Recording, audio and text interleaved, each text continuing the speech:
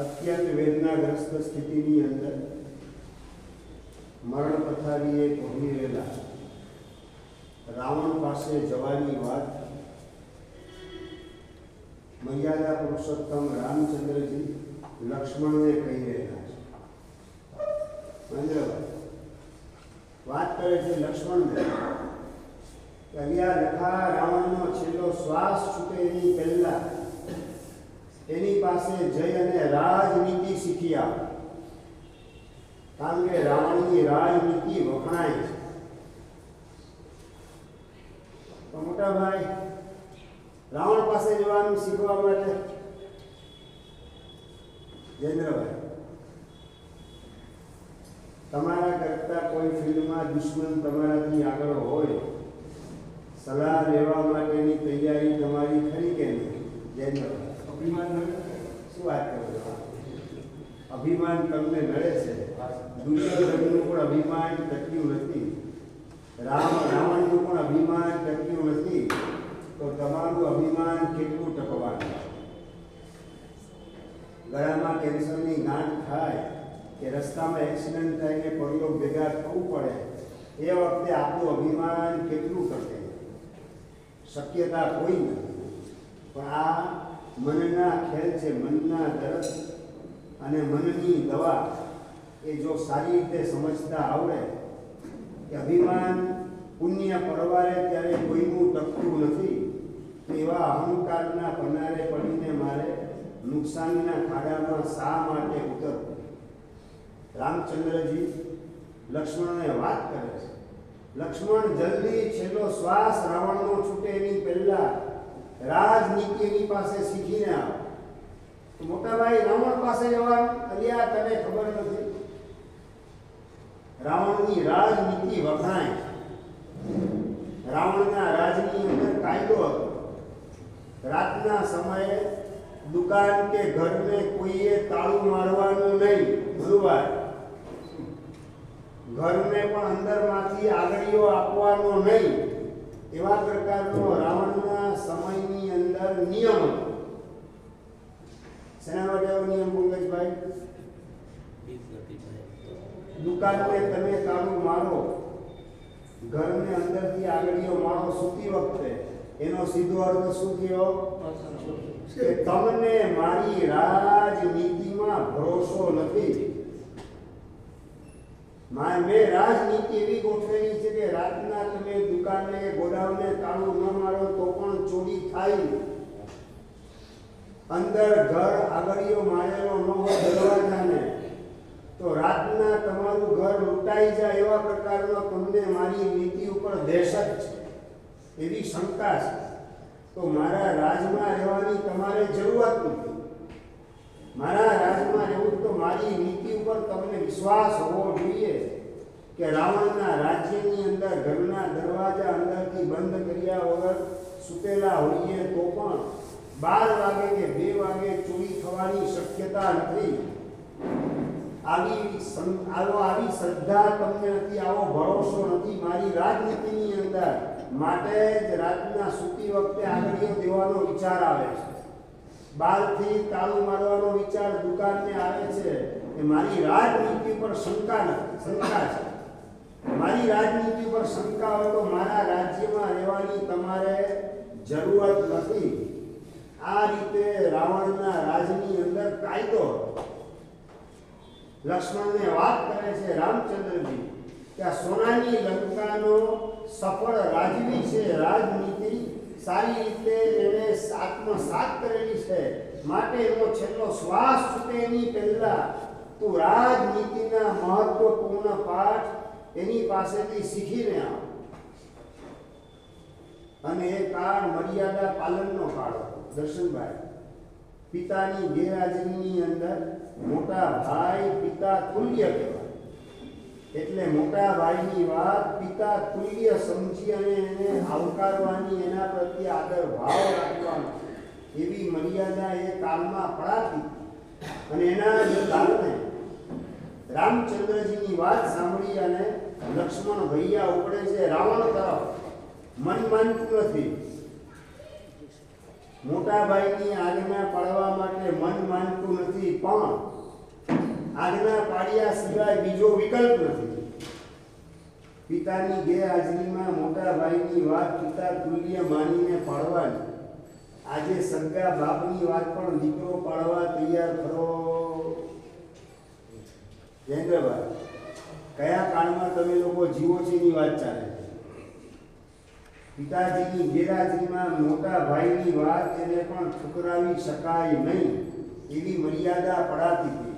આજે સગા બાપ જીવતા હોય તો પણ એની આજ્ઞા પાળવા માટે દીકરો રાજી. આજે બધી મર્યાદાઓનો ભાંગીને ભૂક્કો થવા માંડેલો છે. એ મર્યાદા પાલનનો કાળ છે. અને એના જ કારણે લક્ષ્મણજી ઉપડે છે સીધા રાવણ પાસે. રાવણના છેલ્લા શ્વાસ ચાલી રહેલા હતા. મરણશૈયા ઉપર પોઢી રહેલો રાવણ એની પાસે આવી, એના માથા પાસે ઊભા રહી, બે કમર ઉપર હાથ રાખી, બે હાથ કમર ઉપર રાખી અને વાત કરે છે, લક્ષ્મણજી, રાવણ મને રાજનીતિ શીખડાવ. રાવણે આંખ ખોલી જોયું તો લક્ષ્મણ પોતાના માથા પાસે ઉભેલો છે, બે હાથ કમરે દીધેલા. રાવણ મને રાજનીતિ શીખડાવ. રાવણે આંખ ખોલી લક્ષ્મણને જોયો, પાછી આંખ બંધ કરી. નો રિપ્લાય, નો આન્સર. લક્ષ્મણ એકદમ ધુઆ ફુવા થઈ ગયો. શું સમજે રાવણ એના મનની અંદર? મેં મોટા ભાઈને કીધું હતું કે આમની પાસે કંઈ જવા જેવું નથી. ક્યાં મોટા ભાઈએ મને મોકલ્યું એની પાસે? શું સમજે રાવણ એના મનની અંદર? ધુઆ ફુવા થઈ પછાડતા લક્ષ્મણ ભૈયા રામચંદ્રજીની પાસે આવીને વાત કરે છે, મોટા ભાઈ, મેં કીધું તો એની પાસે જવા જેવું નથી. અભિમાનનું પુતળું છે રાવણ. મને કશું શીખડાયું નથી. હું પાછો આવ્યો આપની પાસે. સંદીપભાઈ, અને એ વખતે મર્યાદા પુરુષોત્તમ રામચંદ્રજી વાત પૂછે છે, પ્રશ્ન, અલિયા લખા, તું રાવણ પાસે ક્યાં ઉભો હતો? પગ પાસે કે માથા પાસે? એના માથા પાસે ઉભો હતો. અને આ માથા પાસે ઉભા રહેવાની બધી મેળવવો હોય તો ગામડાના ગમાર ખેડૂતને પણ ખબર છે કે જે જમીનના ખાડામાંથી પાક લેવાનો હોય ત્યાં એસિડ ન છટાય, પણ ખાતર અને પાણી નખાય. રાવણ પાસેથી શીખવા જાય છે તો વિનયપૂર્વક, વિવેકપૂર્વક, ઔચિત્યપૂર્વક તારે વાત કરવાની હોય. અને અહંકારનું પુતળું રાવણ છે કે અહંકારનું પુતળું શું છે? મર્યાદા પુરુષોત્તમ રામચંદ્રજી પોતાના નાના ભાઈ લક્ષ્મણ એનો ઉધડો લેવાનું કામ કરે છે. એ કાળ હતો કે મોટો ભાઈ નાના ભાઈને ખખડાવી શકે.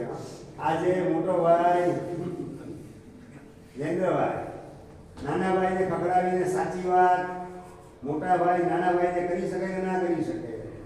કીર્તિભાઈ, મા બાપે નથી કરી શકતા.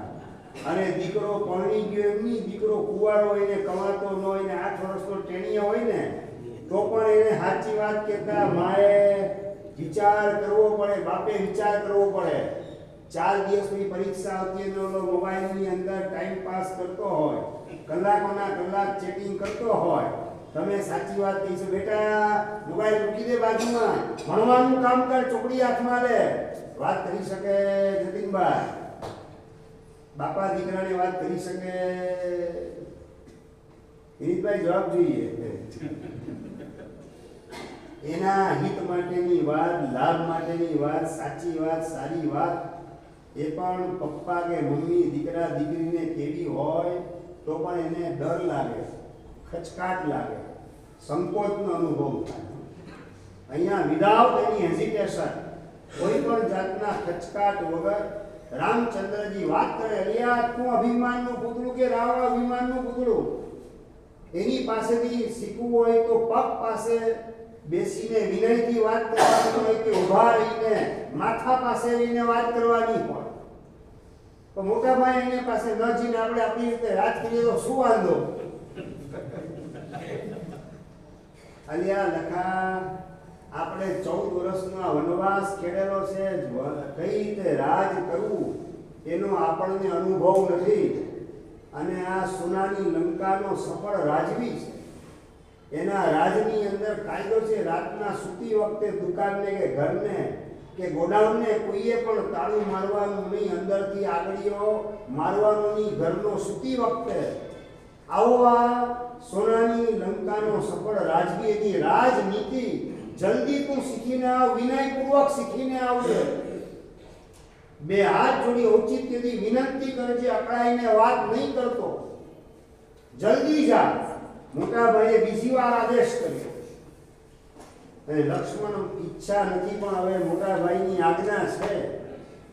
અને 14 વર્ષ જંગલમાં આપણે ભટકેલ છીએ, કઈ રીતે રાજ કરવું અનુભવ નથી. આને તો જબરદસ્ત અનુભવ છે. જલ્દી પહોંચી જાય એની પાસે, શીખીને આવજે. એમને એમ નહીં આવતો. મોટા ભાઈ ન શીખડાવે, જરૂર શીખડાવશે. વિનયપૂર્વક વાત કરજે, જરૂર શીખડાવશે. અને લક્ષ્મણ મોટા ભાઈની વાત શીર્ષાવંદીય કરી પાછો પહોંચે છે રાવણની પાસે. હવે શીખ્યા વગર નથી આવવાનું. અને રાવણને શીખડાવવાના ભાવ કઈ રીતે જાગે એનો વિચાર મનમાં ઉત્પન્ન કરે. લક્ષ્મણ રાવણની પાસે પગ પાસે બેસીને બે હાથ જોડી મસ્તક ઝુકાવીને વાત કરે છે. દશાનન, જેવું દશાનન વાત કરી લક્ષ્મણ એની સામે જોઈ આંખ ખોલી, બોલો સુમિત્રા નંદન, તરત રિપ્લાય આપ્યો રાવણ. આ સંબોધનમાં પણ સામેવાળી વ્યક્તિના ભાવને બદલી નાખવાની તાકાત છે. રાવણ શબ્દના બદલે દશાનન, આનંદ એટલે કે માથું, દશાનન એટલે 10 માથા વાળો રાવણ. દશાનન એ શબ્દ સંબોધન કરી અને રાવણને બોલાવવાનું કામ લક્ષ્મણ કરે. સાચું તો તમને જોનેતોની ભાષામાં ક્યારેક દીકરાને ઉઠાડવાની જવાબદારી તમને સોંપી હોય શ્રાવિકાએ, દીકરાને ઉઠાડો, હું નાસ્તો કરું, જલ્દી એને ઉઠાડો. તમે કઈ રીતે ઉઠાડો દર્શનભાઈ? અરે આવો ગધેડા, 5 વર્ષથી સ્કૂલે જવાનો ટાઈમ થઈ ગયો. ઓલાને થાય કે ક્યાં બાપાએ મારો દિવસ બગાડ્યો. સવારના પોળની અંદર ઉઠ ગધેડા કહીને બોલાવો એટલે ઓલો બિચારો મુર્દેશ થઈ જાય. ઉઠવાનું મન થતું હોય ને તો પણ ગોદડું ઉડીને હોઈ જાય. શિયાળામાં ઉઠવું નથી, બાપાનું મોઢું જઈશ તો મારો આ દિવસ બગાડશે. કઈ રીતે ઉઠાડવા એની પણ કળા આપણી પાસે મળે કે ન મળે.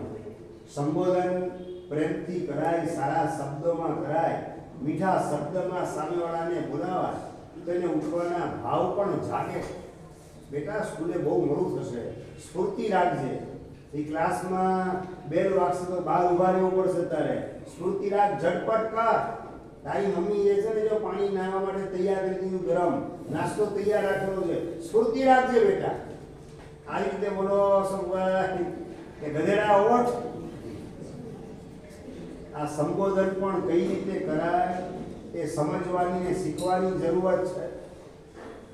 દશાનન કહીને બે હાથ જોડી વિનયપૂર્વક મસ્તક ઝુકાવી અને લક્ષ્મણ વાત કરે છે. બોલો સુમિત્રાનંદન, સામેથી પોઝિટિવ રિપ્લાય મળે. મોટા ભાઈ એને આપની પાસે રાજનીતિ શીખડાવવા માટે મને મોકલેલ છે.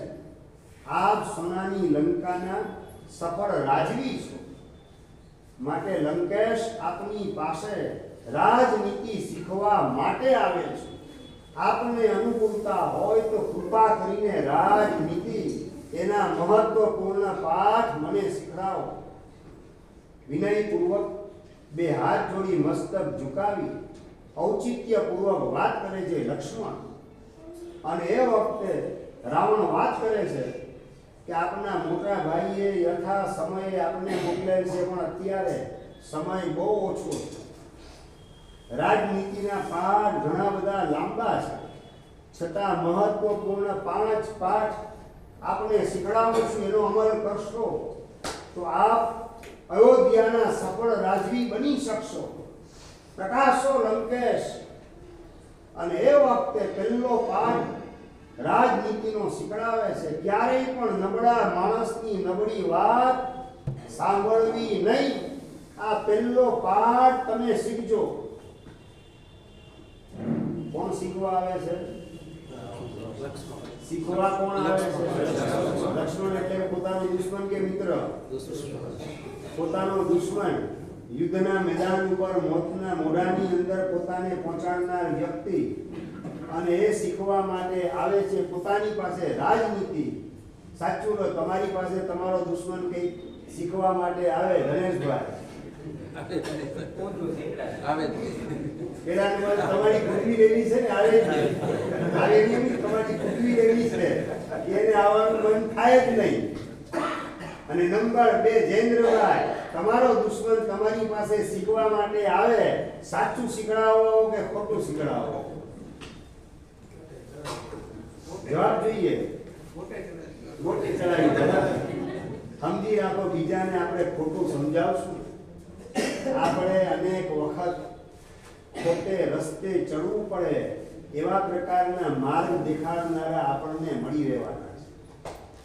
આપણને કોઈ ખોટો માર્ગ દેખાડનાર મળે નહીં એવી જો આપણી ઈચ્છા હોય તો જિંદગીમાં આપણે કોઈને ખોટી સલાહ આપવી નથી.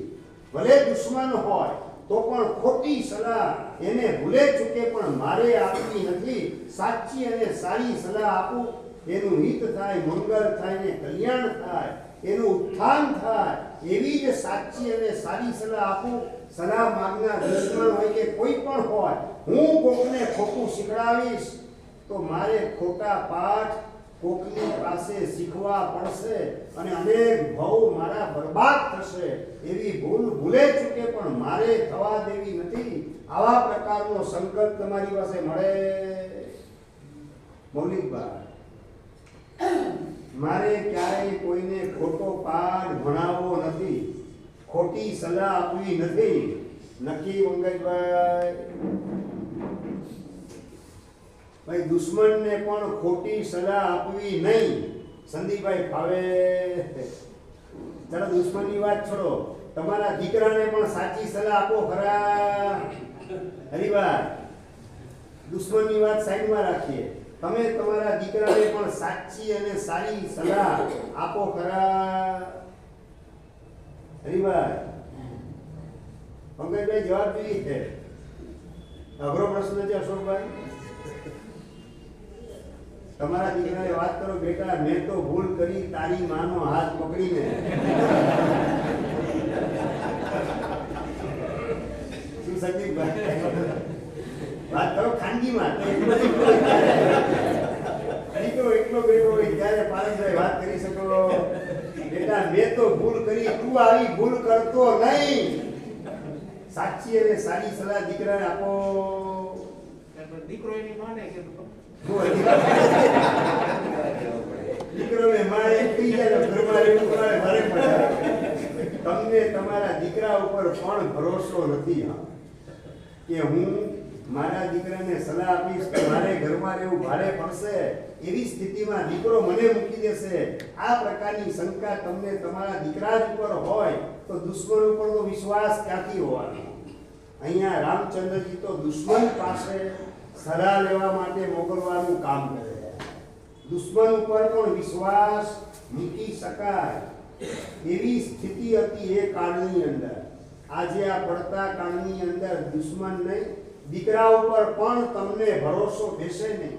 અને નંબર 2, દીકરો સલાહ લેવા આવે તો સાચી સલાહ તમે આપો કે કેમ એ પણ $1,00,000નો ગંભીર પ્રશ્ન છે.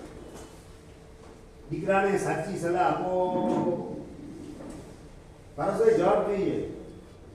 દીકરાને સાચી અને સારી સલાહ આપો. પાકું? તમારો દીકરો તમારાથી જુદો થાય અને વાત કરે કે પપ્પા તમારી સામે આપણી દુકાનની સામે હવે મારે નવી દુકાન નાખવાની વિચારણા છે, મારો પ્લાન કેમ લાગે છે? તમારો દીકરો તમારાથી અલગ થયા પછી તમારી સલાહ લેવા માટે વાત કરે, પપ્પા આપની દુકાનની સામે હવે નવી દુકાન લેવાની ગણતરી છે. અશોકભાઈ, શું સલાહ શું આપશો દીકરાને? જતીનભાઈ જવાબ જોઈએ. હવે આ ધંધા તમારી હા દીકરા મોટા હવે આ ધંધામાં કશ નથી.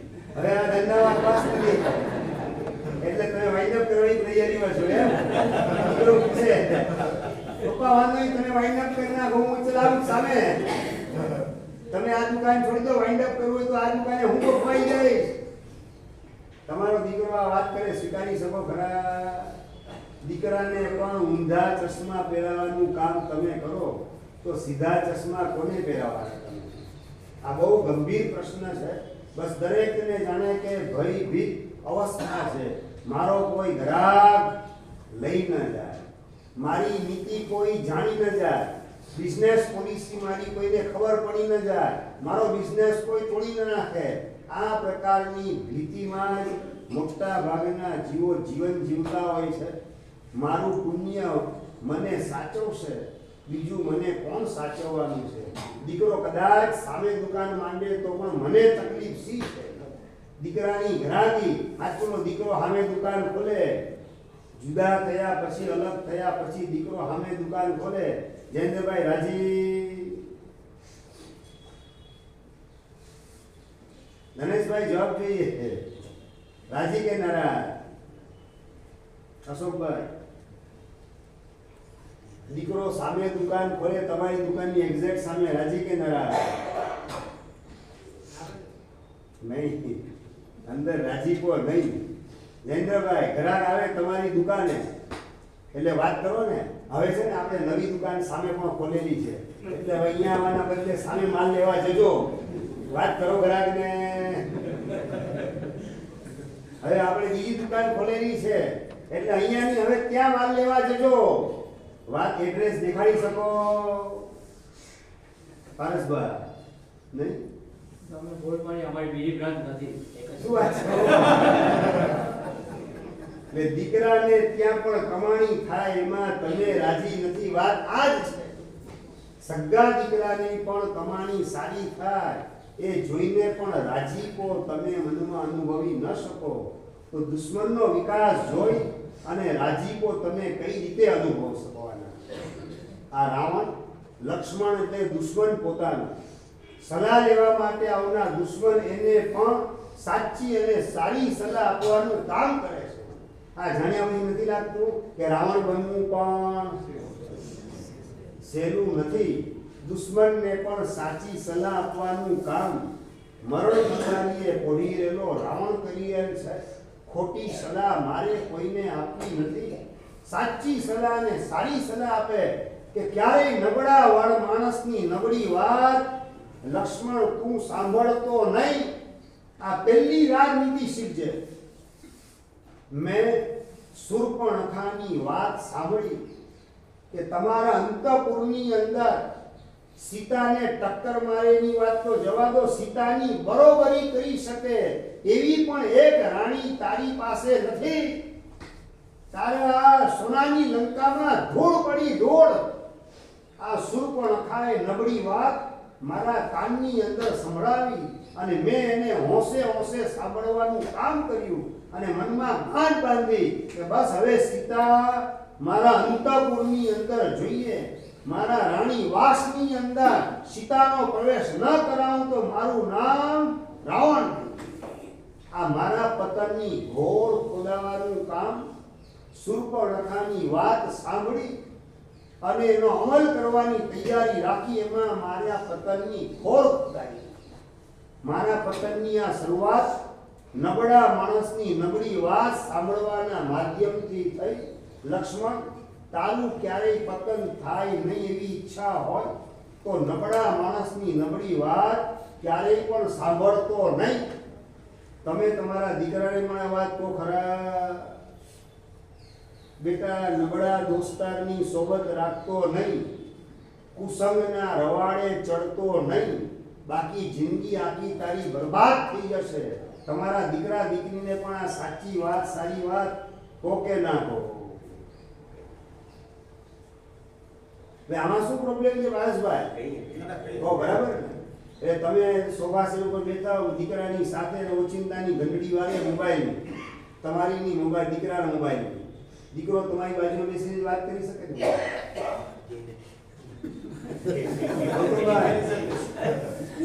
તમારો દીકરો તમારી બાજુમાં સોફાસીનું બેસવું હોય તમારી બાજુમાં બેસીને વાત કરે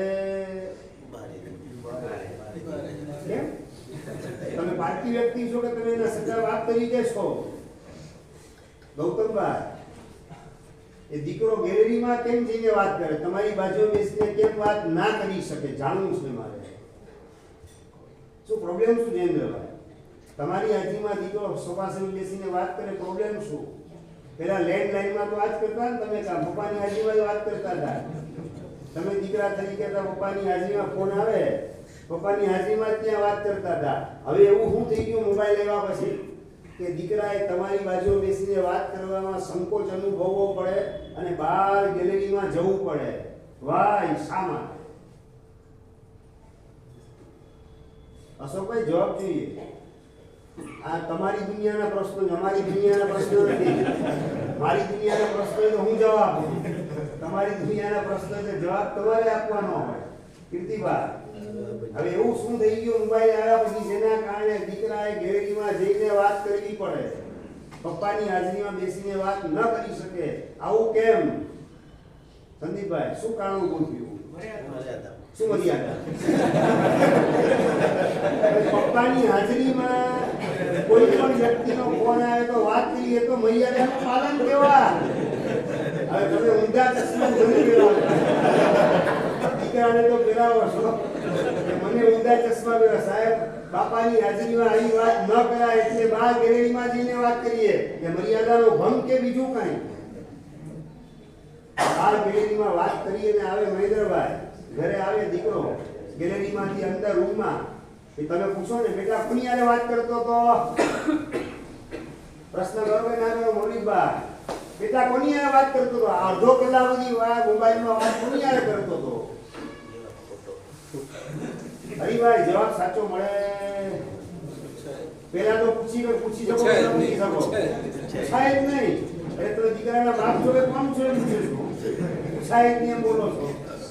શું પૂછવામાં તકલીફ શું? સાચો જવાબ જ ના. તો તમને જો આટલી ખાતરી કે દીકરાને હું પૂછીશ ને સાચો જવાબ નથી આપવાનો તો એ દીકરાના મા બાપ પદેથી રાજીનામું આપી દેવું જોઈએ વહેલી તકે. એવું નથી લાગતું? આપણે આપણી જાતને પૂછવાની એક વસ્તુ. દીકરાને તમે પ્રશ્ન ન કરી શકો બેટા કોનો ફોન હતો એ પૂછવામાં પણ આ સભાના પ્રતિનિધિ તરીકે વાત કરું છું વિનીતભાઈને, લાગુ બધાને પડે છે. નીતેશભાઈ, આપણે આપણી જાતને પૂછવાનું છે કે દીકરાને આવો પ્રશ્ન પૂછવામાં પણ સંકોચ બાપ તરીકે મને કેમ થઈ શકે? અને થાય તો મા બાપના પદ ઉપર એ પોસ્ટ ઉપર રહેવાની મારે જરૂરત શી છે? એવો વિચાર પણ તમને આવે કે ના? બોલો, આવે ગેલેરીમાંથી તમારી પાસે અને જોને તોની ભાષામાં રસીભાઈ તમે હિંમત કરીને પૂછી બેટા કોનો ફોન હતો? શું જવાબ શું મળે? હા, જસ્ટ ફ્રેન્ડનો ફોન હતો. ના એટલે બોયફ્રેન્ડ કે ગર્લફ્રેન્ડ? આ પ્રશ્ન પૂછો કે નહીં આગળ ભાઈ? કાઉન્ટર ક્વેશ્ચન ન પૂછી શકાય. અને પૂછો તો સાચો જવાબ મળે નહીં. અને ઘણા તો મા બાપ એટલી બધી નિમ્ન કક્ષાએ પહોંચેલા છે કે આ પાઠમાં બેસીને પણ એ બોલતા મને શરમ આવે. કોકિલાબેન બાજુવાળીને પ્રશ્ન પૂછે કે મારા દીકરાને તો 2 ગર્લફ્રેન્ડ છે, તારા દીકરાને કેટલી છે? રાહુલભાઈ, આવા બધા પ્રશ્નો આજકાલ પૂછાય છે. જયેન્દ્રભાઈ, દેરાસરને ઉપાસનીના અંદર તમે આટા મારતા ને તમને ખબર ન પડે આ દુનિયા કઈ દિશામાં ચાલી રહેલી છે. મારા દીકરાને 2 ગર્લફ્રેન્ડ છે, તારા દીકરાને કેટલી ગર્લફ્રેન્ડ? અને ઓલી 4 કહેવામાં પોતે ગૌરવનો અનુભવ કરે. આ પતંગની પાયલોટ કાર દીકરા માટે માં ખુલ્લી મૂકવાનું કામ કરે છે. એની પણ નોંધ માના મગજમાં આજકાલ હોતી નથી. ભેજા ગાયબ જેવી સ્થિતિની અંદર જીવન ચાલતું હોય, ધકેલ પંચા 150 કઈ દિશામાં ચાલે છે બળદ એ ખબર ન પડે. ગાડું ખાડામાં પડે ત્યારે ખ્યાલ આવે ઓહ આ ખાડાની અંદર હું પડી ગયો. ઊંધી દિશાની અંદર જીવનનું ગાડું દોડવાનું કામ કરે. એમાં ઉજળા ભવિષ્યની આશા કઈ રીતે રાખી શકાય? આજે દીકરા દીકરીને પણ મા બાપ સાચી અને સારી વાત કહેતા ખચકાટનો અનુભવ કરતા હોય છે, અને નંબર 2 કદાચ પ્રશ્ન કરે પૂછે તો પણ સામેથી સાચો જવાબ મળતો નથી, કારણ કે પહેલેથી સંસ્કાર સારા આપેલા નથી. સમજી રાખો, સંસ્કાર વાવશો તો ઉગશે. જો સંસ્કાર નહીં વાવો, સારા સંસ્કાર દીકરા દીકરીની અંદર, તો સંસાર તો ભીતરમાં ઉગવાનો એ નિશ્ચિત છે. સંસ્કારને ઉગાડવા માટે મહેનત કરવાની છે. સંસાર તો આપમેળે ઉગવાનો, જુઠ્ઠું બોલવાનું, માયા કરવાની, ચીટિંગ કરવાનું, ઊંધી ટોપી પહેરાવાની, અડધો ભડતો જવાબ આપીને વાતને વાળી દેવાની, ટાળી દેવાની, આ બધા કચરા કુસંસ્કારના અનાદિ કાળનો આ સંસાર લઈને જીવો ફરીએલા છે. મા બાપ તરીકે મેં એને સલાહ આપી નથી, બેટા ક્યારેય પણ ખોટું બોલવાનું નહીં. પપ્પા આગળ, મમ્મી આગળ, દાદા આગળ, દાદી આગળ, દીદી આગળ, કોઈની પણ આગળ બેટા ક્યારેય પણ ખોટું બોલવાનું નહીં. આવા સંસ્કાર આપવા માટે મહેનત કેટલી કરેલી છે. સાચા અને સારા સંસ્કાર દીકરા દીકરીને આપવા માટે તમારી પાસે સમય કેટલો, એ ઇમ્પોર્ટન્સ કેટલું એનું તમારા મનમાં. દીકરા દીકરી ક્યારેય પણ ખોટી વાત આપણી પાસે કરી શકે જ નહીં. એવા પહેલેથી સારા ઉજળા સંસ્કાર આપું, જેના કારણે એનું ભવિષ્ય ઉજળું બને. માયા, પ્રપંચ, ચીટિંગ, વિશ્વાસઘાત આ બધાના આડાવડા કુંડાળામાં પગ મૂકી અને જીવન બરબાદ ન કરે, અને આંખ નીચાયા પછી પરલોકમાં દુર્ગતિમાં ફેંકાઈ ન જાય, એ જોવાની એક મા બાપ તરીકે મારી ફરજ છે. એમ સમજી અને દીકરા ક્યારેય પણ જુઠ્ઠું બોલવાનું નહીં, સાચું બોલવામાં ડર રાખવાનો નહીં. ભૂલની સામે ચાલીને મમ્મી પપ્પા આગળ, દાદા દાદી આગળ, કોઈ પણ એકની પાસે તને ફાવે એની પાસે સામે ચાલીને કબૂલાત કરી લેવાની. આવી વાત સંતાનને કેટલી વાર તમે કરો. વિનીતભાઈ, આ બધા વિચાર મનમાં ઉગે કે ન ઉગે? માત્ર how to make money, how to make more money, how to make instant money, બીજાને ઓવરટેક કરીને અંજારમાં ટોપ 10 ની અંદર મારો નંબર કઈ રીતે લાગે, એ જ અભરખા મનમાં ચાલતા હોય, એ જ સપના રાતના જોતા હો, તો આની અંદર દીકરા દીકરીનું ઘડતર કરવાનો વિચાર તમને આવશે ક્યાંથી? આ પહેલી સલાહ આપે છે રાવણ કે નબળા માણસની નબળી વાત લક્ષ્મણ ક્યારેય પણ સાંભળતો નહીં.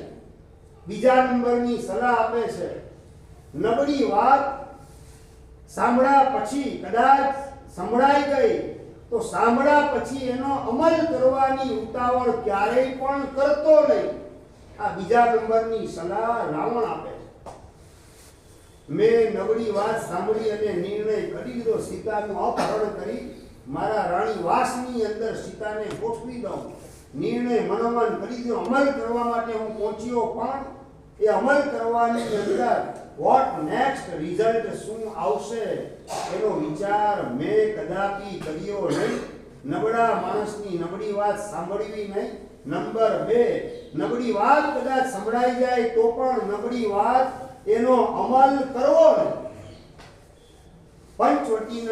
પંચવટીમાંથી સીતાને ઉપાડી લાવવાની મેં ભૂલ કરી, એમાં મારું આ પતન નિશ્ચિત થયું.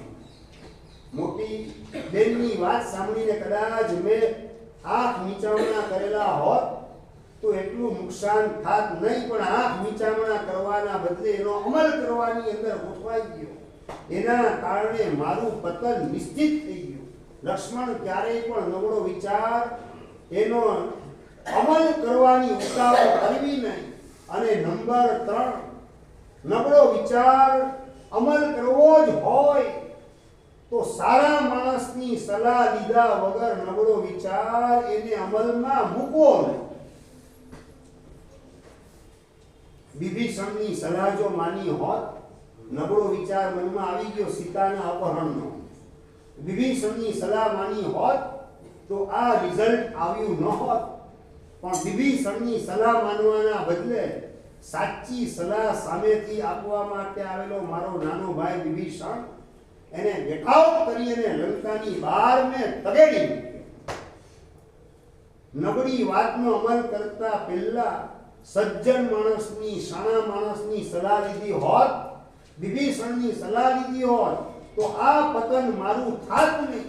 પરંતુ આ પતનની અંદર જવાબદાર હોય તો સાચી અને સારી વાત કરનારો શાણો ભાઈ, અને મેં તગેડી મૂક્યો લંકામાંથી. તું નીકળી જા બેટાવ, રાજસભામાંની લંકામાં પણ તું જોઈએ નહીં.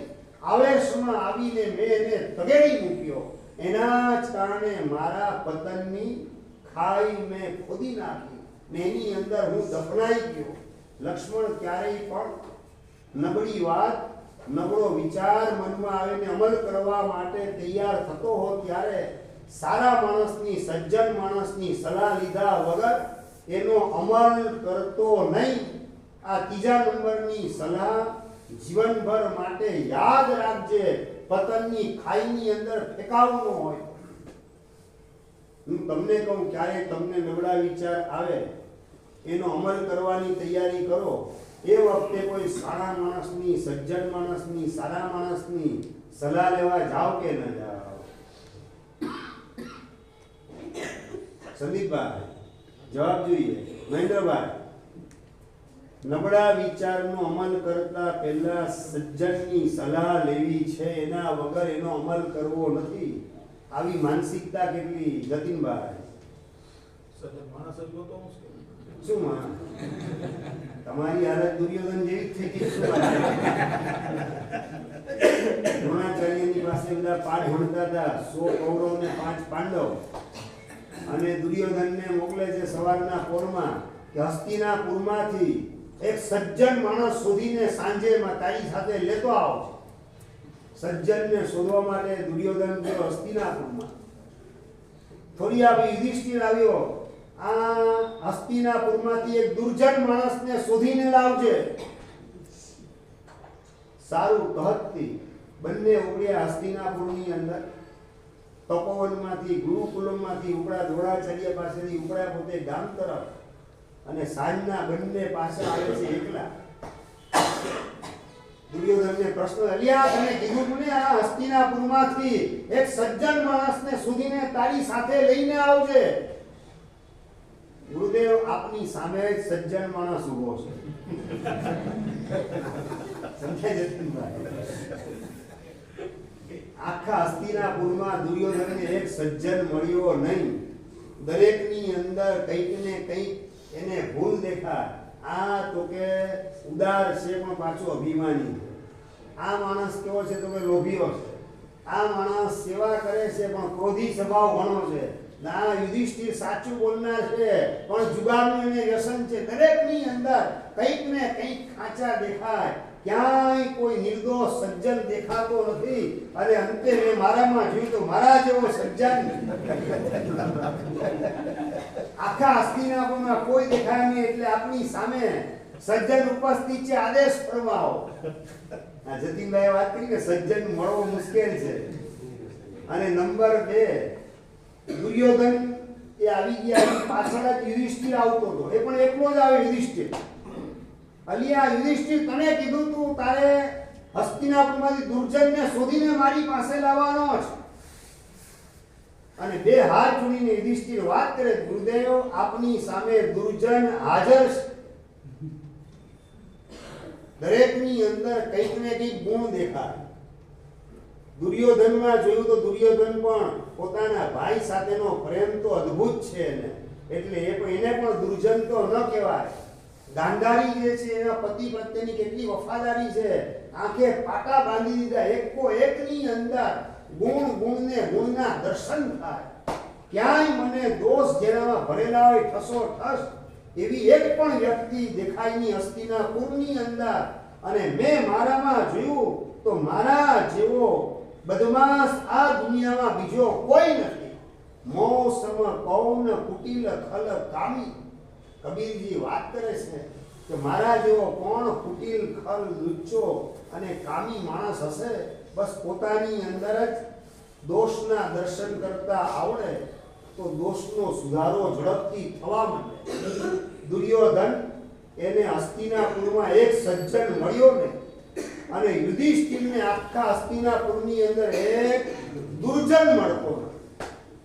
એટલે દુર્જન નથી ને સજ્જન નથી કે જેની પ્રોબ્લેમ છે પોતાની આંખમાં પ્રોબ્લેમ છે, પોતાનું વિઝન દોષ દ્રષ્ટિવાળું હોય તો બધામાં દોષ જ દેખાવાનો, અને ગુણ દ્રષ્ટિવાળું વિઝન ગોઠવેલું હોય તો બધાની અંદર ગુણના દર્શન થાય. આપણી વાત હતી ત્રીજા નંબરનો મુદ્દો, નબળા વિચારનો અમલ કરતા પહેલા સજ્જન માણસની સલાહ લીધા વગર રહેતો નહીં. મેં વિભીષણની સલાહ લીધી નહીં, એના કારણે મારી આ પતનની ખાઈ ખોદાઈ ગઈ. હું તમને પૂછું કે તમને નવો વિચાર આવે કે આ સલાહ લેવા જાઓ સજ્જન માણસ પાસે? ફરીથી પ્રશ્ન, આમ ઘોડે ચડવા ગયા હતા ત્યારે સલાહ લીધી કે ના લીધી? કઈ મારા શેરની સલાહ લેવા ગયા કે ન ગયા? જયેન્દ્રભાઈ, ભાઈ હોટલમાં જાઓ તો કોઈ સજ્જન માણસને પૂછીને જાઓ, સલાહ લઈને જાઓ. વોટર પાર્કમાં જાઓ, રિસોર્ટ, તમે જાઓ એની ના નથી પાડતો, પણ જતા પહેલા આ રાવણની ત્રીજી સલાહ છે એની મુજબ સજ્જન માણસની સલાહ લઈને જવું, અમલ કરવો. સજ્જન માણસની સલાહ લીધા વગર નબળા વિચારનો અમલ કરવો નહીં. આટલી તૈયારી આવે. મારું દીક્ષાનું પ્રવચનકાર તરીકેનું પહેલું ચાતુર્માસ મુંબઈ દાદર ખાતે આરાધના ભવન, એસકે બોલેરો ઉપર આવેલું આરાધના ભવન, અને ત્યાં આ પ્રવચનનો સબ્જેક્ટ રાખેલો હતો. અને પ્રવચન સાંભળી અને બીજે દિવસે યુવાન મારી પાસે આવ્યો કે સાહેબ લોણાવાલા જાઉં છું સાતમ આઠમ રમવા માટે, જુગાર હવે જવું છે તો છુપાવવાનું ક્યાં? તીન પત્તી રમવા માટે દર વર્ષે જાઉં છું. આ શુક્ર શનિ સાતમ આઠમ ને પછી આવે રવિવારે, શુક્ર શનિ રવિ 3 દિવસ આવે. વ્યાખ્યાનમાં હું આવવાનો નથી, જાઉં છું લોણાવાલા દોસ્તારોની સાથે. આપે સાહેબ કીધું હતું ને કે નબળું કામ કરતા પહેલા સજ્જન માણસની સલાહ લેવી, એટલે આપની સાહેબ સલાહ લેવા માટે આવેલો. બીજું સલાહ લેતો હોય તો મૂકો ના જ પાડું, થોડું રમવા જવાતું છે. તીન પત્તી જુગાર સાહેબ આપે કીધું છે નબળા વિચારનો અમલ કરતા પહેલા અમલ તો કરવાનો નિશ્ચિત છે. એ સલાહ આપની લઉં છું કે કઈ રીતે એનો અમલ કરું. વ્યાખ્યાન સાંભળ્યા પછી આવા હિંમતબાજ મર્દો પણ અમને ક્યારેક ક્યારેક મળતા હોય છે રાહુલભાઈ. અને મેં કીધું કે ફાઇનલ જ છે સાહેબ, છેલ્લા 5 વર્ષથી જાઉં છું, ફિક્સ જ છે કાર્યક્રમ, એમાં કઈ ફેરફાર થઈ શકે એમ નથી. મેં પછી કીધું સારું છે, કામ કરો, ચોવિયા કરજો 3 દિવસ, શુક્ર શનિ રવિ. બસ સાહેબ બીજું કઈ, બસ મેં તો આટલું ખાલી ચોવિયા કરજો 3 દિવસ. સારું સાહેબ, ધારણા બીગર વચખાણ આપી દો. તરત જ એને હાથ જોડી દીધા. મેં ધારણા બીગર આપ્યું. હવે સાહેબ સીધા સોમવારે મળશું. ગુરુવારે વ્યાખ્યા પછી મારી પાસે આવ્યો અને મને વાત કરે, સાહેબ હવે આપણે સોમવારે મળશું. બીજું વાત જા સુખમ, અમારે તો બીજું શું બોલવાનું. અને યોગાનું યોગ શુક્રવારના વ્યાખ્યાનની અંદર યુવાન હાજર. મેં જોયું, હું ચમકી ગયો. હિરણભાઈ, મેં કીધું કે આ તો લોણાવાલા જવાનો, છેલ્લા 5 વર્ષથી દર વર્ષે લોણાવાલા જાય અને દોસ્તારોની ટીમની સાથે ફિક્સ કાર્યક્રમ, ટિકિટ બધી બુક થઈ ગઈ, હોટલ બુક થઈ ગયેલી હોય, આ પાછો અહીંયા કેવી રીતે આવી ગયો? ગયો કે નથી ગયો? વ્યાખ્યા પછી સાહેબ મળવા માટે આવ્યો. કીધું કે કેમ લોણાવાલા હતો પ્રોગ્રામ? હા સાહેબ પ્રોગ્રામ તો હતો જ. આમ નીચું મોઢું રાખી વાત કરે, સાહેબ પ્રોગ્રામ તો હતો જ, શું થયું? પણ સાહેબ આપણે નિયમ આપ્યો હતો ને, ચોવિયાનો નિયમ હતો, બીજી વાત હતી નહીં. આપણે સાહેબ ચોવિયાનો નિયમ લીધો. 7 વાગે સાહેબ ચોવિયા કર્યો ને 3 પત્તી રમવા બેઠા. ને દોસ્તારો બધા છે ને સાહેબ ચા વાપરે અને કોફી વાપરે અને મને છે ને જોકાવાનું. 3 પત્તી રમતા ઉપરા ઉપરી 2 3 4 5 ગેમ હારી ગયો. એટલે દોસ્તારી લે આ તું ચા વાપર, ચા હારે રાખે શું? હું ચા વાપરવાનો નથી, મારે તો ચોવિયાર છે. અને દોસ્તારે વાત કરી કે ચોવિયાર ને જુગાર આ બેનો મેળ પડે. રવાના થા તું, રવાના થા લોણાવાલાથી પાછો ઘરે ઉપડી જા. આ જુગાર રમાયની ચોવિયાર કરવો હોય તો દોસ્તારોએ મારી આંખ ઉઘાડી. અને સાહેબ હું પાછો આવી ગયો રાતે જ. એટલે વ્યાખ્યાનમાં હાજર થઈ ગયો. સમજાઈ ગયું શું કહો પંકજભાઈ? નબળા વિચારનો અમલ કરતા પહેલા સજ્જન માણસની સલાહ લીધા વગર એનો અમલ કરવો નહીં. સજ્જન માણસની સલાહ અવશ્ય લેવી. આ સલાહ લેવાના કારણે લોણાવલાના 3 દિવસના જુગારના પાપમાંથી ઓટોમેટિક એ ભાગશાળી બચી ગયા. એવા જ એક ભાગશાળી મારી પાસે આવેલા હતા. મને વાત કે સાહેબ રોજની 30 થી 32 સિગરેટ પીઉં છું. આપણે કીધું ને નબળા વિચાર નબળી પ્રવૃત્તિ કરતા પહેલા સજ્જનની સલાહ લેવી. એટલે આપની પાસે સાહેબ આવેલો છું. સિગારેટ થોડી પીવાતી હશે, જૈનનો દીકરો તું કહેવાય અને સિગરેટ પીએ ચાલતી હશે. સાહેબ સિગરેટ તો વર્ષોથી પીઉં છું, પણ આજને આપનું પ્રવચન સાંભળ્યું કે નબળું કામ કરતા પહેલા સજ્જન માણસની સલાહ લેવી. એટલે આપની પાસે આવેલો છું. આપ સાહેબ સલાહ આપો. મનુભાઈ સલાહ શું આપશો? સિગરેટ પીવાની નિશ્ચિત છે. હવે સાહેબ સલાહ જે આપી હોય તે આપો. શું સલાહ શું આપવાની? પેલા ભાગશાળીએ મેં વાત કરી સલાહ સિગરેટ છોડવાની અમારી તો સલાહ સાહેબ સિગરેટ પીવાની નિશ્ચિત છે. હવે સલાહ જે આપવી હોય તે આપો. બીજું કામ કર. એકાશના બેસના ક્યાંય ગયેલા કે નહીં? હા સાહેબ વર્ષો પહેલા નાનો હતો ત્યાં કરેલા છે. હવે છેલ્લા 10-15 વર્ષથી આ સિગરેટના કારણે એકાશના બેસના બધા મુકાઈ ગયા. બીજું એકાશના બેસણાની વાત નથી કરતો, પણ સિગરેટ જ્યારે પણ પીને એકાશના બેસના પાણી કઈ રીતે વાપરો કીર્તિભાઈ? હાલતા ચાલતા કે બેસીને મુઠ્ઠીવાળી નૌકાર ગણી પાણી પીવાનું. પાણી વપરાઈ ગયું એટલે પાછા હાથ જોડી નૌકાર ગણીને પછી ઊભા થવાનું. બરાબર છે? મેં કીધું કે બસ જે રીતે એકાશનામાં પાણી પીતો હતો એવી રીતે સિગરેટ પીવાની.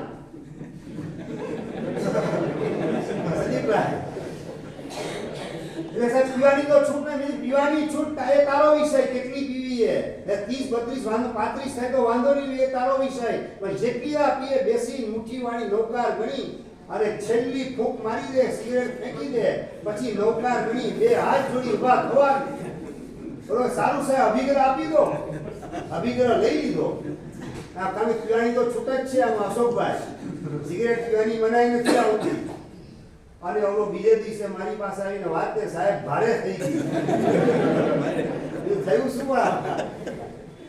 સાહેબ એ સિગરેટ હાલતા ચાલતા પીતા હોય, ફૂંક મારતા હોય, હવા ઉડાડતા હોય, મોટા ધુમાડાના, એમાં સાહેબ જે મજા આવે બેઠા બેઠા એક જગ્યાએ એમાં સાહેબ હું મજા આવે. આ રીતે બીડી ફૂંકવા અને સિગરેટ ફૂંકવા મજા આવે. એના કરતા સાહેબ આપી દો એ નિયમ. સિગરેટ ત્યાગ જીવનભર માટે. અને આ સત્ય હકીકત કહું છું. ઈરલા ચોમાસાની અંદર એક યુવાને આ જીવનભર સિગરેટ ત્યાગનો અભિગ્રહ લીધેલો હતો. વાત મારે તમને એ કહેવી છે કે નબળો વિચાર અમલમાં મૂકતા પહેલા, નબળી પ્રવૃત્તિ કરતા પહેલા સારા માણસની, સજ્જન માણસની સલાહ લેવી. આવા પ્રકારનો જો સંકલ્પ હોય તો અનેક પ્રકારના સંભવિત મોટા પાપ એમાંથી આપણે સહજ રીતે બચી શકીએ. પણ લગભગ કળિયુગના જીવોની નબળી કડી એ છે કે નબળું કામ કરતા પહેલા સજ્જન માણસની સલાહ લેવાનું સૂચતું જ નથી. સલાહ લેવાનું મન થતું જ નથી. અને સલાહ કોઈ આપે તો એનો અમલ કરવાની પણ તૈયારી બિલકુલ આવતી જ નથી. એના જ કારણે નબળું થયા વિના રહેતું નથી. આપણું ભવિષ્ય નબળું કરવું ન હોય તો નબળી પ્રવૃત્તિ કરતા પહેલા સારા માણસની, સજ્જન માણસની આપણે અવશ્ય સલાહ લેવી. આ રાવણ સલાહ આપે છે લક્ષ્મણને. અંતિમ અવસ્થા એની ચાલી રહેલી છે અને એવી સ્થિતિની અંદર રાવણ સલાહ આપવાનું કામ કરે છે લક્ષ્મણને કે લક્ષ્મણ નબળા વિચારનો અમલ કરતા પહેલા, નબળી પ્રવૃત્તિ કરતા પહેલા સજ્જન માણસની સલાહ લેજે તો અનેક નુકસાનમાંથી તું બચી જઈશ. મેં આ વિભીષણની સલાહ લીધી નહીં, એને તગેડી મૂક્યો, એના કારણે મારું મોત નિશ્ચિત થઈ ગયું. અકાળે મોત આવી ગયું. બોલતા બોલતા રાવણને લોહીની વમિટ થવા, છેલ્લા શ્વાસ ચાલી રહ્યા છે. આખું શરીર બાણ એનાથી વિંધાયેલું છે અને એના કારણે અસહ્ય પીડાના લીધે પેટની અંદર પણ ભોકાયેલા બાણ અને મોઢેથી લોહીની વોમિટ થઈ, અને જેવી લોહીની વોમિટ થઈ અને એની સાથે જ લક્ષ્મણ પોતાના ખેસથી રાવણનું મોઢું લૂછવાનું કામ કરે છે. કોણ કોનું મોઢું છે? જેન્દ્રભાઈ પોતાના દુશ્મનનું મોઢું લૂછવાનું કામ, લોહીની વોમિટ, એનાથી ખરડાયેલું મોઢું લૂછવાનું કામ લક્ષ્મણ કરે છે. કારણ કે એને મન અત્યારે દુશ્મન નથી. દુશ્મન ક્યાં સુધી હતો? સીતા એની પાસે હતી ત્યાં સુધી દુશ્મન. સીતા આવી ગઈ છે પોતાના પક્ષે. હવે આ લક્ષ્મણ, હવે આ રાવણ પોતાને દુશ્મન લાગતો નથી, પોતાને મિત્ર લાગે છે. સાચી સલાહ આપનાર, રાજનીતિ શીખડાવનાર એવો રાવણ પોતાને મિત્ર લાગે છે. દુશ્મનાવટનું કારણ સમાપ્ત થઈ ગયેલું છે. ગુસ્સાનું નિમિત્ત રવાના થઈ ચૂકેલું છે. એના કારણે મંગલ મૈત્રી ભાવ લક્ષ્મણના હૃદયમાં રાવણ પ્રત્યે જાગૃત થયેલો છે. હું તમને વાત કહું કે તમને કોકના પ્રત્યે ગુસ્સો હોય, ગુસ્સાનું પ્રાણ પતી જાય પછી ગુસ્સો છૂટી જાય કે ગુસ્સો કાયમ માટે રહે? જતીનભાઈ શું કાયમ? ગુસ્સાનું પ્રાણ તો પતી ગયું.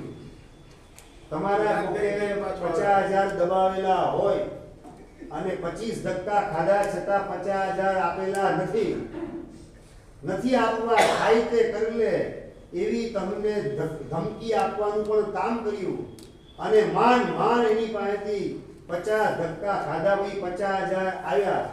હવે એ માણસ તમને દેરાસરમાં થતા ગૌતમભાઈ ગુસ્સો તો ન જ આવે ને પારસભાઈ? હવે ગુસ્સાનું કામ ક્યાં છે? પણ અત્યારે આજે 50,000 મળી ગયા તમારા. ધક્કા તો તમે બસ સ્ટેશને ક્યાં નથી ખાતા? ધક્કા તો હોસ્પિટલે દવાખાનામાં ક્યાં નથી ખાતા? ધક્કા તો ઘણા બધા ખાવ સંસારમાં. સ્કૂલમાં કેટલા ધક્કા ખાવ દીકરા દીકરીને મૂકવા માટે? 50 ના બદલે 500 ધક્કા ખાધા હશે.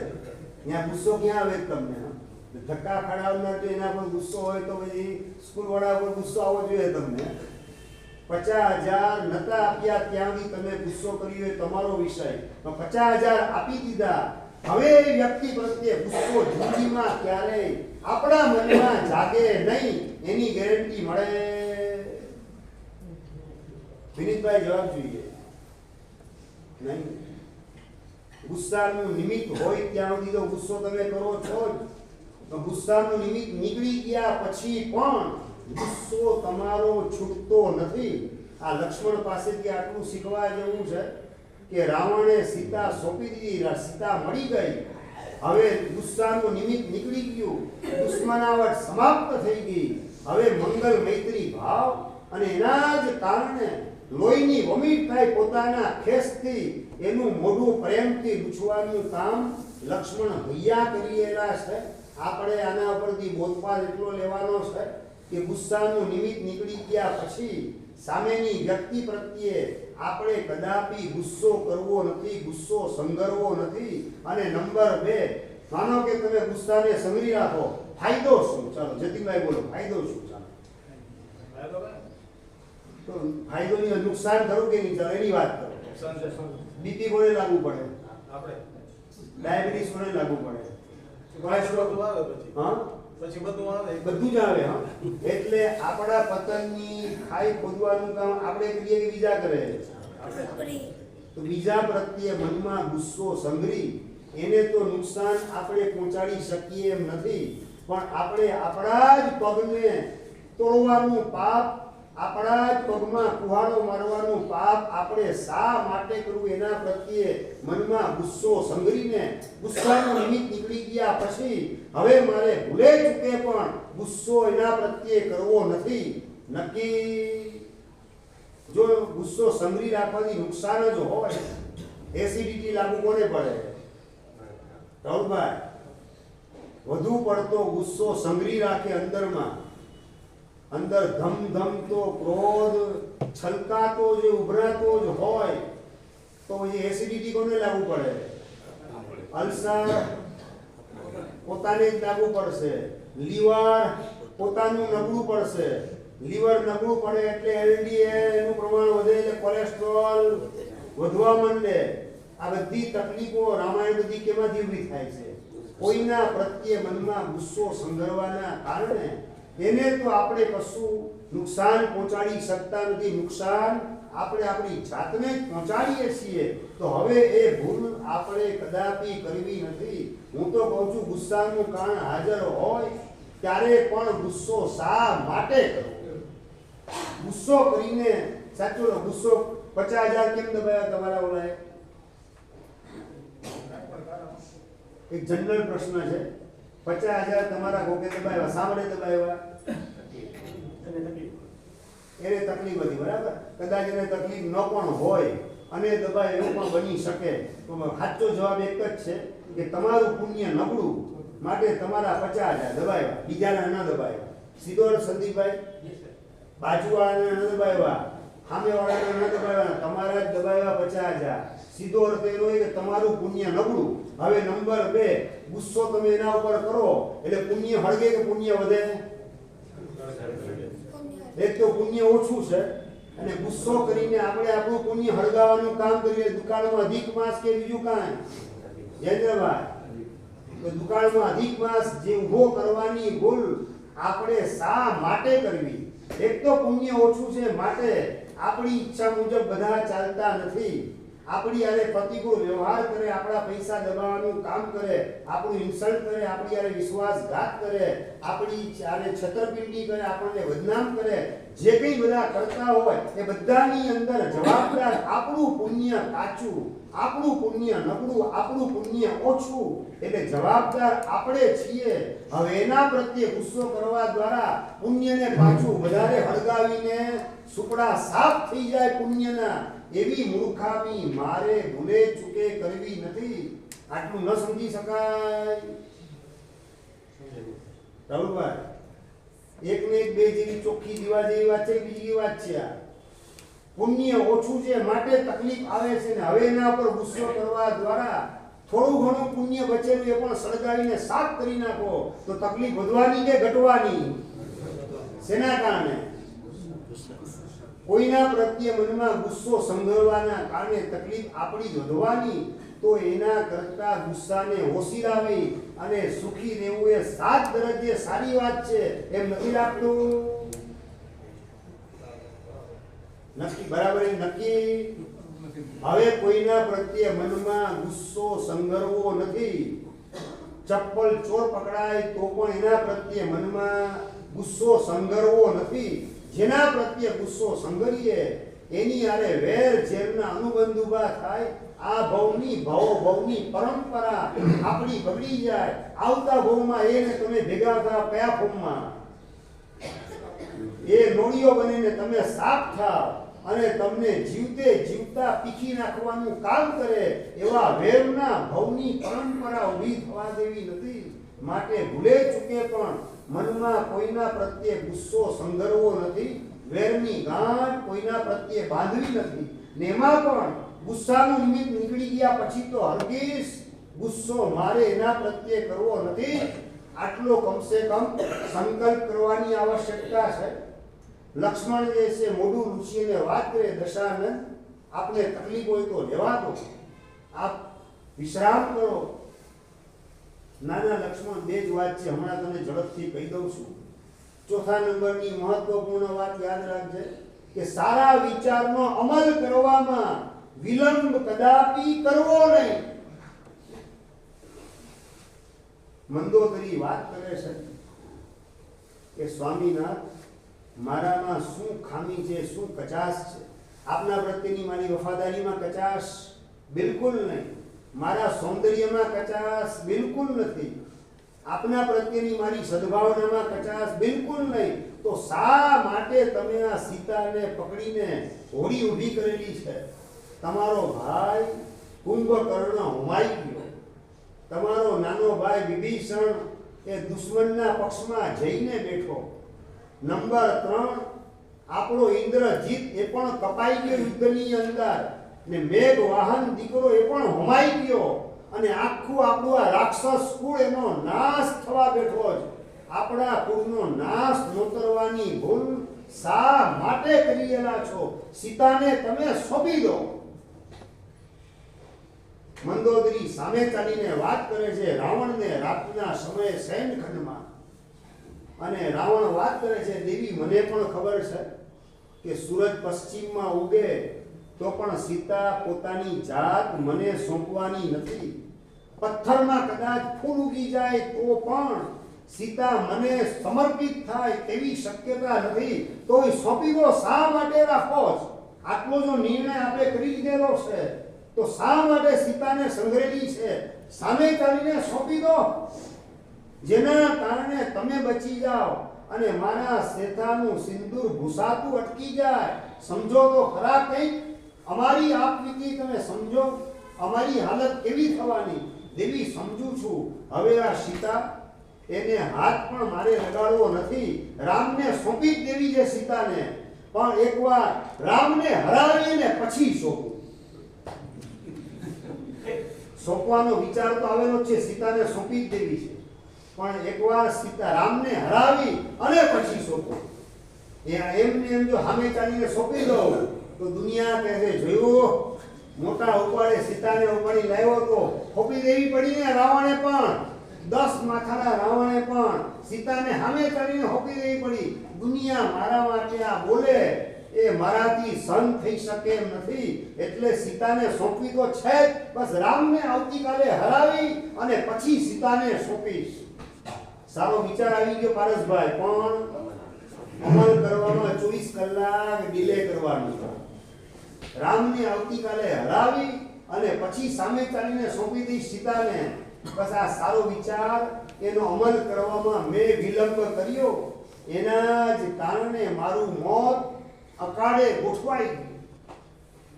તમારે પણ છે ને મનમાં વિચાર તો ઘણીવાર સારા આવતા હોય છે. તમારા મનમાં સારા વિચાર નથી આવતા એવું માનવાને મારી પાસે કોઈ કારણ નથી. છતાં પણ સારી પ્રવૃત્તિ થતી કેમ નથી? ભવિષ્ય સારું થતું કેમ નથી? કે સારા વિચારનો અમલ કરવામાં તમે વિલંબ કરતા હો છો. વ્યાખ્યાન સાંભળો ત્યારે મન થઈ જાય કે ચાલો ભાઈ 4 મહિના હોટલનો ત્યાગ કરી દઈએ, 4 મહિના રાત્રિ ભોજનનો ત્યાગ કરી દઈએ. મન તો થઈ જાય તો પછી હાથ જોડતા દર્શનબા. હા, સારા વિચારનો અમલ કરવાની અંદર તમે વિલંબ કરો છો, એના જ કારણે ભવિષ્ય સારું બનતું નથી. ભવિષ્ય કાળને ઉજળો બનાવવો હોય તો સારા વિચારનો અમલ આપણે તત્કાલ કરવો. બોરડીની અંદર એક મુસ્લિમ હજામત કરે છે, જૈન યુવાનની, અને ચાલુ હજામતે અડધી દાઢી થઈ ગયેલી છે અને ભિખારી આવ્યો ભીખ લેવા માટે. દાઢી અડધી કરેલી છે, અડધી બાકી છે. દાઢી કરવાની મૂકી અને રૂપિયાનો સિક્કો લઈ અને ભિખારીને આપવા માટે મુસ્લિમ હજામ જાય. અને પેલો યુવાન હતો એ વાત કરે છે, તું એને હમણાં ભીખ આપવા ન ગયો એટલે મારી દાઢી પૂરી કરી દીધી હોત અને પછી ગયો તો પણ એ ઊભવાનો જ હતો. શા માટે અધૂરી દાઢી છોડી અને તું ત્યાં ગયો? અને એ વખતે મુસ્લિમ હજામ વાત કરે છે કે દોસ્ત, તારી વાત સાચી છે. મેં તારી દાઢી પૂરી કરી અને પછી એને ભીખ આપી હોત તો ત્યાં સુધી ઊભો રહેવાનો હતો, પણ એને મેં જોયો ને એના ચહેરા ઉપરના જે ગમગીનીના ભાવ, એના દુઃખના જે ભાવ મને વંચાતા હતા, એના કારણે મારું હૈયું જે પીગળી ગયું.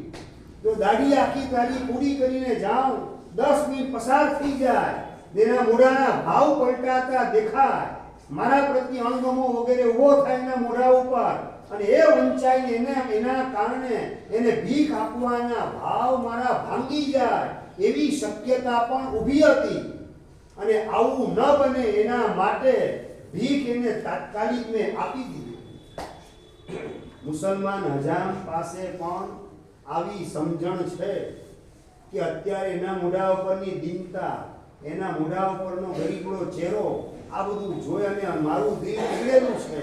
અત્યારે જો આપી દઈશ તત્કાલ તો મારા ભાવ આપવાના ટકશે, પછી 5 મિનિટ 10 મિનિટ ઉભો રહીને પકડાય અણગમો મારા પ્રત્યે એના મોઢા ઉપર મને વંચાવા માંડે એટલે એને આપવાનો મારો ભાવ ભાંગીને ભૂક્કો થતા વાર લાગશે નહીં. માટે પહેલા એને રૂપિયો આપી દઉં, પછી તારી દાઢી કરે રાખો. સમજાય ગૌતમભાઈ? આ હું શું કહું છું? એક ભીખ આપવાનો સારો ભાવ, એમાં પણ મુસ્લિમ હજામ વિલંબ કરવા તૈયાર નથી. તો તમારા મનમાં દેરાસરમાં ઉપાસણીમાં સારા વિચાર અનેક વખત જાગે. તત્કાલ જો અભિગ્રહ તમે લઈ લીધો કે હવે જીવનભર માટે મસાલાનો ત્યાગ, તમાકુનો ત્યાગ, ગુટકાનો ત્યાગ હવે આ મોઢામાં ક્યારેય પણ નાખી અને મારા મોઢાને અભડાવવું નથી, મારી લાઈફને બરબાદ થવા દેવી નથી, મારી પત્નીને રંડાપો વેલો આવે એમાં મારે નિમિત્ત બનવું નથી, મારા દીકરાને નવાપો બનાવવો નથી. આવો વિચાર આવે ને તત્કાલ હાથ જોડાઈ જાય. સમજી રાખો, લોઢું તપેલું હોય ત્યારે ગાઢ ઘડાઈ જશે. લોઢું ઠંડુ પડી ગયા પછી ટીપવાનું કામ કરશો, ગાઢ ઘડાવવાની શક્યતા નથી. મહેનત વધારે કરવી પડશે અને છતાં પણ જોઈએ તેવો ગાઢ ઘડાશે નહીં. ગાઢ ઘડાવવાનો મતલબ જ્યારે પણ શુભ ભાવ મનમાં જાગેલા હોય એ વખતે એનો અમલ તત્કાલ કરી દેવો. જીવનભર માટે તમાકુના ત્યાગના ભાવ વ્યાખ્યાન સાંભળતા સાંભળતા જાગે તો એનો અમલ કરવાની અંદર આપણે વિલંબ ભૂલે ચૂકે કરવો નથી. કારણ કે ઘરે ગયા પછી તો પાછા ભાવ, આપણા મોટા ભાગે ભાવ છે પ્લાસ્ટિક જેવા ખોખલા હોય, સાવ તકલાદી ભાવ હોય છે, બહુ ક્ષણજીવી અલ્પજીવી ભાવ હોય છે. એ વખતે જો અભિગ્રહ લઈ લેવામાં આવે તો એ નબળા ભાવ સબળા થતા વાર લાગે નહીં. એક ક્ષણજીવી સારો વિચાર એને ચિરંજીવી બનતા વાર લાગે નહીં. જો તરત જ એનો અમલ કરીએ પ્રતિજ્ઞા લેવાના માધ્યમથી, તો જો એની અંદર વિલંબ થઈ ગયો, ઈચ્છા તમારી થઈ ગઈ કે ભાઈ આજે આઠમ છે, એકાશનું કરશું, ભાવ જ્યારે પચખાણ પછી ઘરે આવીને શાંતિથી લેશું, કે પૂજા સેવા કરીને શાંતિ 9 વાગે ઘરે આવો, દર્શનભાઈ ભાઈ શું થાય, કુકડા બોલવા માંડે, માથું દુખવા માંડે, ચાનું વ્યસન હોવાના કારણે. એટલે એમ થાય એકાશના બદલે બેસણું કરવા છે. પારસભાઈ, એકાશમાં તરત જ ફોલ ડાઉન થતા વાર લાગે નહીં. આપણા મનનો ગ્રાફ એ ઉપર જવાના બદલે મોટા ભાગે નીચે જ ઉતરતો હોય છે વધારે પ્રમાણની અંદર. એટલે જ્યારે ગ્રાફ સેજ ઊંચો થાય એ વખતે જો અભિગ્રહ તરત જ એકાશનો ભાવ જાગ્યો તો મારે અત્યારે જ પચખાણ લઈ લેવું છે, દીકરાએ આજે આંબેલ કરેલું છે તો ચાલ હું પણ એને કંપની આપવા માટે આંબેલની અંદર જોડાઈ જાઉં. તત્કાલ અમલ કરવાની તૈયારી આવે તો જ સારો વિચાર પોતાનું સારું રિઝલ્ટ આપણને બતાવી શકે. સારો વિચાર આવ્યા પછી કોક તમારી પાસે મદદ માટે આવેલો હોય, સ્થિતિ એકદમ નબળી દેખાતી હોય, જેન્યુઅન કેસ લાગે, મેડિકલના રિપોર્ટ વગેરે પત્નીના લઈને તમારી પાસે આવેલો હોય અને ખરેખર એને જરૂરત હોય, એ જાણ્યા પછી શું કરો? જયેન્દ્રભાઈ, હોસ્પિટલના બધા રિપોર્ટ લઈને આવેલો છે, મદદની જરૂરત છે. એ વખતે ભાવ જાગી ગયા અવેદભાઈ, ભાવ જાગ્યા પંકજભાઈ, પણ હવે ઇન્વેસ્ટિગેશન કરવું પડશે, કોઈ તપાસ કરવી પડશે. 2 દિવસ પછી આવું તપાસ કરી રાખું. એ 2 દિવસ પછી ઓલો આવે કે તમારા ભાવ ચડે કે ઉતરે? એ ઉતરવાના છે, ચડવાની શક્યતા નથી. એ વખતે એનો રણમેશ ચહેરો જોઈ, એની તકલીફ જોઈ અને પત્ની હોસ્પિટલમાં છે, એના હોસ્પિટલના કાગળિયા વગેરે તમે જોયા, એના દવાના બિલ વગેરે જોયા, આ બધું જોઈને હૈયું પીગળેલું છે. ભાઈ કદાચ જરૂર 50,000 ની 50,000 ભલે ના આપી શકો, પણ લે આ 10,000 લઈ જા. એ વખતે ઓન ધ સ્પોટ તમે જો સારા વિચારનો અમલ કરી લીધો તો તમારું ભવિષ્ય ઉજળું થયા વિના રહેશે નહીં. રિઝલ્ટ શું આવવાનું કીર્તિભાઈ? એ 50,000 ની જરૂર હતી ને તમને 10,000 આપવાની અનુકૂળતા હતી ને 10,000 તત્કાલ તમે આપી દીધા. રિઝલ્ટ શું આવવાનું રસિકભાઈ? શું રિઝલ્ટ શું આવવાનું આનું? જયેન્દ્રભાઈ, હજી આમાંય પ્રશ્નાર્થ છે તમારે? 5 મહિના વ્યાખ્યાન સાંભળ્યા તમે, પછી તમને હું પ્રશ્ન કરું છું એનું રિઝલ્ટ શું? પારસભાઈ, શું રિઝલ્ટ શું? કે તમે હોસ્પિટલમાં દાખલ થાવ તો બહુ પૈસા આપનાર તમને મળી રહે, એ રિઝલ્ટ નથી, ખોટો જવાબ છે. જવાબ સાચો એ છે કે તમારે હોસ્પિટલાઇઝ થવું જ ના પડે એવી એની દુઆ તમારા ખાતામાં, ધર્મના બેંકની અંદર તમારા ખાતામાં જમા થયા વિના રહેની. તમારે હોસ્પિટલાઇઝ થવું જ ના પડે, ડોક્ટરના ચક્કરમાં ફસાવવું પડે નહીં. એનું રિઝલ્ટ, એ જો વિશ્વાસ તમને અંદર ઊભો થાય તો બીજાને મદદ કરવાનો અવસર આવે ત્યારે સારા વિચારનો અમલ કરવાની અંદર વિલંબ મારે બિલકુલ કરવો નથી. આવા પ્રકારનો નિર્ણય થયા વિના રહેની. અને છેલ્લી વાત, રાવણ વાત કરે છે 5મા નંબરનો મુદ્દો કે લક્ષ્મણ, મેં કરેલી ગંભીર ભૂલ, એવી ભૂલ ભૂલે ચૂકે પણ તું કરતો નહીં. ના, હું કોઈ પરસ્ત્રીનું અપહરણ નથી કરવાનો. ના લક્ષ્મણ, એ ટોનમાં નથી કહેતો, બીજા ટોનમાં વાત કરું છું. મેં મારી જિંદગીમાં ક્યારેય પણ તમાકુ ખાધી નથી. કોણ બોલે છે? દર્શનભાઈ, કોણ બોલે છે? રાવણ બોલે છે. રાવણ બનવું પણ સહેલું નથી એમ ખ્યાલ આવશે થોડો થોડો. મેં મારી જિંદગીમાં ક્યારેય તમાકુ ખાધી નથી. મેં જિંદગીમાં ક્યારેય દારૂ પીધો નથી. મેં જિંદગીમાં ક્યારેય તીન પત્તીનો જુગાર રમવાનું પાપ કરેલું નથી. નંબર 4, મેં ક્યારેય પણ પરસ્ત્રી ઉપર બળાત્કાર કરવાનું પાપ એ પણ કરેલું નથી. જીવનભરની પ્રતિજ્ઞા હતી રાવણને, અનિચ્છંતી પરસ્ત્રીયમ ન બલાદ ભુંક્ષ્યેહમ.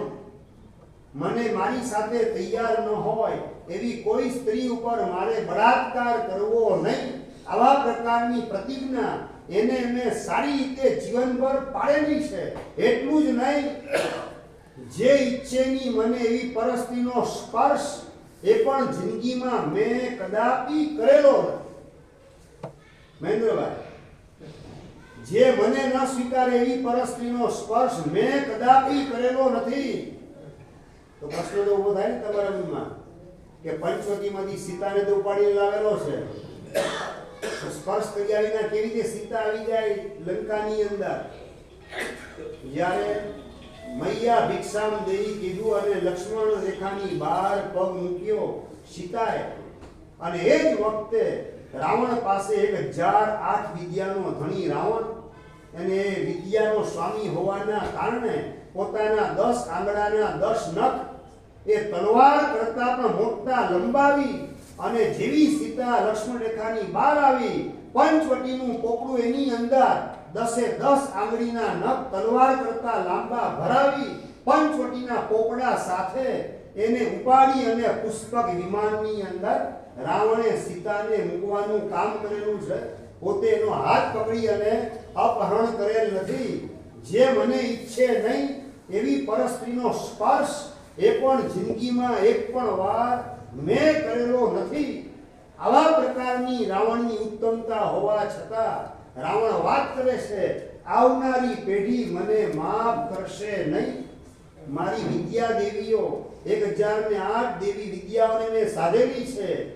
એની અધિષ્ઠાયિકા વિદ્યા દેવીઓ મને કહી રહે છે કે રાવણ, તારા દર વર્ષે લોકો દશેરાના દિવસે પૂતળા બાળીને તને સળગાવશે.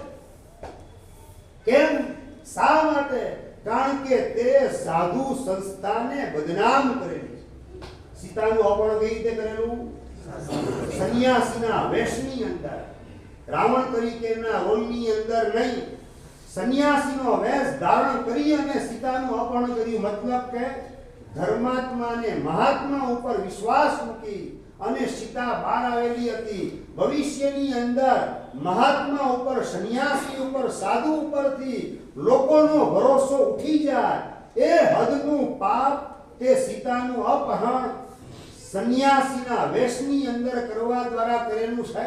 એટલે લક્ષ્મણ અંતિમ 5મી સલાહ, ક્યારેય પણ સાધુ સંસ્થાને બદનામ કરવામાં નિમિત્ત બનતો નહીં. આ 5મી સલાહને જીવનભર તું ટકાવજે.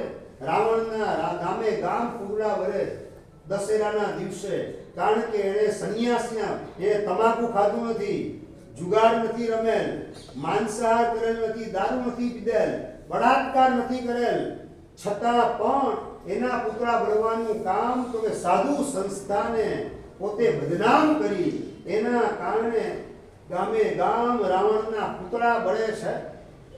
રાવણ આવનારા ભવિષ્ય કાળમાં પોતાની દુર્દશા વિદ્યાદેવીના માધ્યમથી જાણી અને લક્ષ્મણને સલાહ આપવાનું કામ કરે છે કે ક્યારેય પણ સાધુ સંસ્થાને બદનામ કરવામાં નિમિત્ત બનતો નહીં.